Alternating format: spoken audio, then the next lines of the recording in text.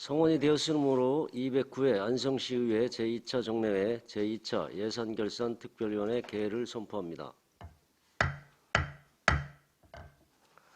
위원님들 안녕하십니까. 오늘은 배부해드린 일정대로 복지정책과 사회복지과, 가족여성과, 교육청소년과, 도서관과, 보건위생과, 건강증진과, 지역보건과, 의회사무과, 일자리경제과, 문화체육관광과에 대한 추가경정 예산안을 계속해서 심사하도록 하겠습니다.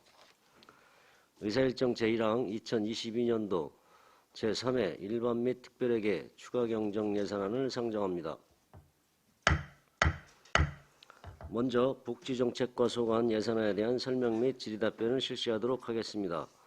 박종철 복지교육국장님 나오셔서 소관 예산안에 대해 설명해 주시기 바랍니다. 복지교육국장 박종철입니다. 계속되는 의정활동에 노가 많으신 예산결산 특별위원회 정청식 위원장님을 비롯한 위원님들께 깊은 감사를 드립니다. 보고에 앞서 배석한 과장과 팀장을 소개해드리겠습니다. 윤미재 복지정책과장 배석했습니다. 홍재임 희망복지팀장 배석했습니다. 2020년도 제3회 추가경정 예산안 세출 예산안에 대하여 설명드리겠습니다. 복지정책과 예산액은 총 235억 638만 1천원으로 기정예산 대비 8,839만 9천원 증액 계산하였습니다. 세부 항목별로 설명드리겠습니다. 161쪽 복지 업무 지원입니다. 민간의 복지 의견 수렴과 복지 업무 증진을 위한 사업으로 주민 불편 해소 업무 추진 예산을 500만원을 감액 3,330만원을 계산하였습니다. 다음 설명서 162쪽 지역사회 서비스 투자 사업입니다. 주민 필요에 맞는 사회 서비스 개발을 통하여 복지 사각지대를 해소하는 사업으로 지급 인원 증가를 반영 총 4,028만 6천원을 증액하여 8억 7,885만 7천원을 계산하였습니다. 164쪽 사회복무제도 지원입니다.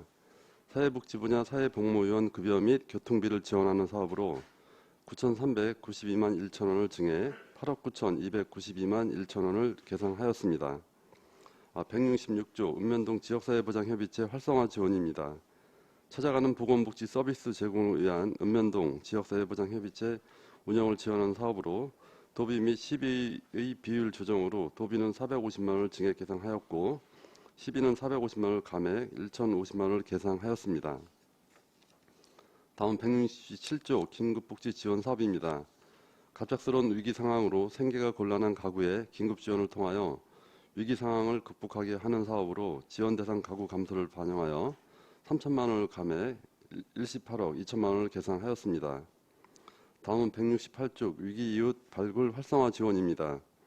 위기 이웃을 발굴 지원하여 민간 협력을 강화하고 지역 공동체의 협조를 활성화하는 사업으로 도비 12의 비율 조정으로 도비는 690만원을 감액 1,295만 1천원을 계산하였고 시비는 690만원을 증액 3,021만 9천원을 계산하였습니다. 다음 169쪽 경기도형 긴급복지 사업입니다. 위기 상황에 처한 가구에 긴급 지원을 통해 위기 상황을 극복하게 하는 사업으로 지원 가구의 증가를 반영하여 1,125만원을 증액 6억 2,062만 5천원을 계산하였습니다. 다음은 170쪽 보훈에 관한 운영입니다. 코로나19로 인한 이용자 감소에 따른 관리 비용 감소로 600만원을 감액 5,517만 3천원을 계산하였습니다. 다음은 172쪽 보훈 행사입니다. 후국 영령 및 순국 선현들의 후국 정신을 기리기 위해 보훈 행사 개최 및 현충 시설을 정비하는 사업으로 코로나19로 인한 행사 축소 진행과 현충 시설 정비 공사의 집행 잔액 등 1천만원을 감액 8,300만원을 계산하였습니다. 다음은 174쪽 이재민 고호입니다. 풍수해 등 재해 발생 시 신속한 응급 구호 및 이재민을 보호하기 위한 사업으로 임시 조립축대 사용 완료로 인한 관리비용 감액 및 이재민 미발생으로 인한 예산잔액 감액을 반영 591만 5천원을 감액 723만 5천원을 계산하였습니다. 다음은 176조 기본경비입니다. 부서 업무 추진을 원활히 수행하기 위한 기본경비로 업무용 휴대전화 통신요금 절감으로 70만원을 감액 4,616만 5천원을 계산하였습니다. 다음은 177조 관한금 기타입니다. 국도비 보조사업 집행 잔액 및 이자 발생액을 납부하는 사업이며 2020년 정부 1차 긴급재난지원금 및 2021년 취약계층 돌봄인력 마스크 지원 사업 등 2개 보조사업 집행 잔액 및 이자 발생액으로 55만 1천원을 증액하여 9억 1천 97만 원을 계상하였습니다. 이상으로 복지정책과 소관 2022년 3회 추가경정예산 세출 예산안 설명을 마치겠습니다. 감사합니다. 네, 박정철 복지교육국장님 수고하셨습니다. 전문위원 검토 보고는 기배부해드린 검토 자료로 대신하겠습니다. 다음은 질의답변을 실시하겠습니다. 위원님들께서는 궁금하신 사항에 대하여 발언권 얻은 다음 질의해 주시기 바랍니다. 배석하신 과장팀장께서는 발언이 필요한 경우 위원장으로부터 발언권을 얻으신 후 직위 성명을 말씀하시고 발언해 주시기 바랍니다. 위원님들께서는 궁금하신 사항에 대하여 질의해 주시기 바랍니다. 네, 정태근 의원님. 네, 정특원 의원입니다. 지역 사회 서비스 투자 사업에 대해서 질문드리겠습니다. 국비가 이번 3회 추경 경정 예산안에 6억 1,520만 원이 들어왔는데 이렇게 좀 높게 들어온 이유가 있을까요? 이게 균등 예산이 70%이기 때문에 이번에 네. 국도비 변경 내시액으로 인해서 사업비 책정된 겁니다. 사업비가. 지금 이제 국비 70%, 12, 30%잖아요. 예, 국비가 예. 예. 근데 요번에 그러면 한 번에 다 들어왔다는 얘기실까요? 예, 마무리 추경이기 때문에 이제 마지막에 네. 국도비 보조 내시를 변경해서 이제 내려옵니다. 거기에 맞춰 갖고 예산을 편성한 겁니다. 그러면은 요게 지금 현재 노인 맞춤형 정서 지원 서비스에 들어가고 시각장애인 안마 서비스에 지원이 되고 우리 아이 심리 지원 서비스 아동비 전형성 지원 서비스 통합가족 상담 서비스 장애인 보조기 렌탈 서비스 만성질환자를 위한 찾아가는 맞춤 재활 서비스 등에 사용된다고 이렇게 표시되셨는데요. 네. 요게 이 부분들이 조금 더 이제 기관에서는 좀 알고 있지만 홍보가 조금 미비해서 보조기기 렌탈 서비스라든지 이런 것들은 좀 이제 이용을 해야 될 대상자들이 이제 이런 어떤 서비스에 대해서 좀 정보가 좀 미비해서 많이 못하고 있습니다. 그래서 요거 좀 정보를 좀 홍보하는 데 있어서 조금 더 적극적으로 해주셔갖고 시각장애인 안마 서비스 역시도 이게 지금 알고 계시는 분보다 모르고 계시는 분들이 상당히 많습니다. 우리 시에서 이 부분이 진행되고 있다는 것을 모르시는 분들이 되게 많거든요. 그래서 좀 보다 적극적으로 홍보를 해주실 것을 부탁드리겠습니다. 네, 내년에 열심히 홍보하겠습니다. 네. 네, 감사합니다. 이상입니다. 또 다른 질의하실 의원님 계십니까? 네, 황 의원님. 지역사회 서비스 투자 사업이요. 예. 당초에 951명이 사업량이었는데 992명으로 늘은 거죠. 예. 그리고 이분들이 이런 서비스 이용권을 주시면 자부담 10에서 50% 내고 이용을 하시는 건가요? 네. 이용률 같은 게 그러면 데이터가 나와 있는 건가요? 별도로 자료 있습니다. 예. 별도로 예. 드리겠습니다. 예. 이게 거의 더 100% 소진되고 이러지는 않는 거죠? 잔액은 좀 발생했는데 가급적이면 다 집행하려고. 예. 근데 이게 지금 모든 복지 서비스가 그런데 소득 기준으로 지금 이 각각의 서비스의 소득 기준이 굉장히 다르잖아요. 예. 정부에서 정해서 이렇게 내려오는 건가요? 정부 지침에 따라서.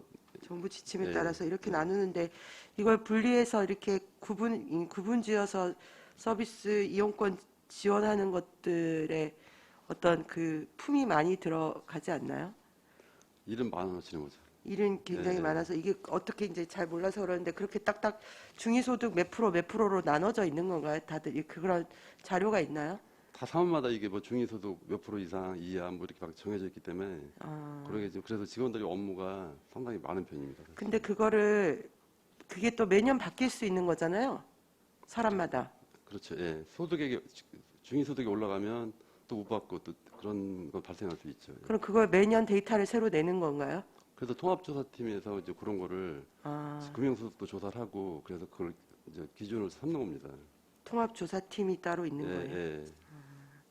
일단 알겠습니다. 어쨌든 그렇고요. 그 뒤에 보면 긴급복지 사업이라고 있는데 이게 국도비 다 쓰는 긴급복지 사업이 있고 경기도형 긴급복지 사업이 있는데요.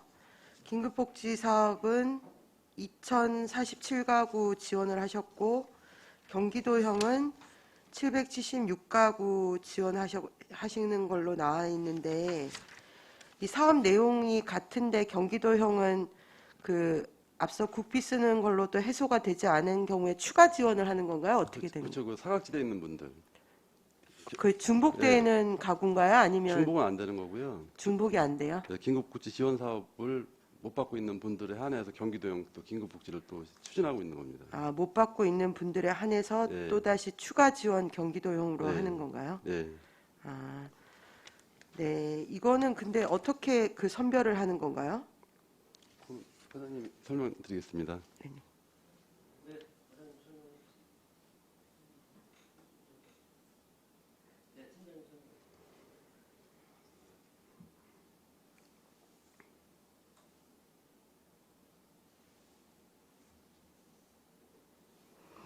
예, 복지정책과장 윤미자입니다. 이 경기도형 같은 경우는 그 당초에 중위소득 90% 이하 이제 그리고 소득이 그 90% 이하면서 재산하고 이제 금융 쪽에도 뭐 얼마 이렇게 제한이 있습니다. 근데 이제 이게 우리가 코로나를 겪으면서 그 어려운 가구가 이제 더 많이 발생을 하니까 이 중위소득을 100%로 완화를 했습니다. 그러니까 이제 어려워서 이렇게 신청을 했을 때 그 긴급 그거를 지원을 못 받으니까 저희가 이제 경기도형으로 이렇게 해주려고 했는데 이게 완화되니까 더 이제 대상자가 많아지잖아요. 그러니까 신청자가 훨씬 많이 늘고 실제 혜택을 받는 분들도 이제 많이 늘게 되었어요. 예. 그래서 이제 이 금액이 지금 경기도형이 금액이 훨씬 늘어나게 된 거예요.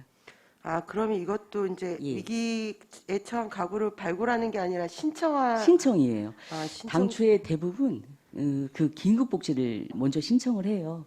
근데 이제 그것도 이렇게 소득이며 뭐 금융소득 또 기준 중위가 그거는 훨씬 또 낮으니까 거기서는 안 되면 다음에는 이제 이 경기도로 이렇게 저희가 예 알아봐주고 해드리고 혹시라도 또 이제 이 복지도 받을 수가 없으면 그 뭐 이렇게 사회복지 공동모금회 우리 안성시로 지정된 기탁금 이런 거를 또 이렇게 이용할 수 있게 그 무한돌봄센터나 이런 데로 이렇게 연계도 해드리고 그렇게 하거든요. 근데 사업 제목이 긴급복지여서 예, 예. 예를 들면 뭐 몇 달 전보다 소득이 확 줄었다든가 이런 것들은 기준에 없는 건가요? 그냥 일반 있어요. 아, 있고 이제 막 저기 교도소에서 지금 갑자기 출소를 했다던가 아니면은 그 가장 소득의 주가 되는 가장이 갑자기 실직을 했다든가 뭐 교통사고를 당했다든가 또 이혼으로 남자가 이제 벌었는데 이 여자 가구 뭐 이런 경우 이런 식으로 그 사유가 상당히 많아요. 아, 예. 네. 아, 신청주의라는 말씀이신 거죠? 예. 본인이 그걸 신청하고 조건에 맞으면 지원을 예, 주시는 그렇습니다. 거네요. 아, 네, 예. 알겠습니다. 네, 이상입니다. 네, 이건실 의원님. 네, 이관실 의원입니다. 황윤희 의원님께서 질문 주셨던 긴급복지 지원에 대해서 한 번 더 여쭙겠습니다. 긴급복지 제도 같은 경우에는 지금 홈페이지에도 안내가 나와는 있는데요. 이게 결국은 위기 상황에 처한 사람이 신청을 해서 거기에다 이제 선 지급해 주시고 후처리하시는 이런 걸로 나와 있는데 그러면 이제 위기 상황에 처한 경우는 일반적으로 이 긴급복지 지원을 해야 되겠다라는 생각을 못 하실 것 같은데 혹시 이 상황에 관련돼서 아까 뭐 재소자가 뭐 출소를 한 경우나 수감이 되는 경우나 뭐 교통사고가 나서 되는 경우나 그럼 이제 거기에 관련돼 있는 공무원들이 계시지 않습니까? 뭐 경찰서라든지 아니면 뭐 뭐 제소에 관련돼 있는 뭐 법무부라든지 이런 데에서 혹시 지원을 받아서 신청이 가능한가 한번 여쭤봅니다. 과장. 희망복지팀장 홍재임입니다. 이제 교도소에 계신 경우에는 이제 교도소 내에 계실 때 이제 출소가 예정이 됐을 때 이제 교도소에서 안내가 돼서 이분이 이제 나오셨을 때 수급자 혜택을 받으실 수 있는지에 대한 부분이 저희한테 이제 의뢰가 들어오면 저희가 선 조사를 해서 그분이 나오셨을 때 바로 혜택을 받으실 수 있게 조치를 취하고 있고요. 저희는 우선 긴급복지 같은 경우는 기본적으로 이제 업무 담당자들이 이제 129나 이제 뭐 저희가 그러니까 지금 인적 안전망을 구축하기 위한 노력을 많이 하고 있거든요. 한국전력공사나 무슨 아파트 관리사무소 소장님이나 뭐 명예사회복지 공무원이라 그래서 이장님, 뭐 생활업 밀접업종 종사자 이런 분들을 최대한 많이 명예사회복지 공무원으로 확보를 해서 이 복지 제도를 홍보해서 혹시나 이제 혜택이 필요한 부분이 있는데 혜택을 받지 못하는 부분이 없을까봐 혜택을 받지 못하실까봐 최대한 이제 그런 노력들을 해가고 있고요. 본인들이 우선 생활이 어려우시다 보면 기본적으로 이장님을 찾아가시거나 읍면동을 방문해 주시기 때문에 읍면동 창구에서 이제 종합적인 상담을 해드리고 있습니다. 그러니까 일시적으로 도와서 그 위기를 극복하셔서 저희가 말하는 중위소득 50% 안에 그 저소득층으로 내려오지 않으시게 그 위로 올려드리기 위해서 하는 작업들이 지금 일시적으로 6개월이나 지원해드리는 이 긴급복지 사업이고요. 지속적으로 혜택을 드려야 하는 경우면 국민기초수급자로서 보호를 해드리고 그 가정의 상황에 따라서 저희가 다양한 복지 제도가 있기 때문에 이제 적용을 하고 신청을 해드리고 있습니다. 아, 네. 알겠습니다. 이상입니다. 또 다른 질의하실 의원님 계십니까? 더 이상 질의가 없으시므로 복지정책과 소관 예산안에 대한 설명 및 질의 답변을 모두 마치겠습니다.